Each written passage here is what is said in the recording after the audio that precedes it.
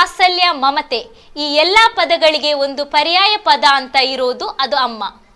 ತನ್ನ ಕರುಳ ಕುಡಿಯನ್ನು ಬಹಳ ಸಮಯದ ನಂತರ ಕಾಣುವಾಗ ಆ ತಾಯಿಯ ಮುಖದಲ್ಲಿ ಗೋಚರಿಸುವ ಭಾವನೆಗಳಿಗೆ ಆಗಲೇ ಹೇಳಿದ ಪದಗಳಿಂದ ವರ್ಣಿಸುವುದು ಸಾಧ್ಯವೇ ಅನ್ನಿಸುವಂತ ವಿಡಿಯೋ ಇಂದಿನ ವೈರಲ್ ಸೆಗ್ಮೆಂಟ್ ಅಲ್ಲಿ.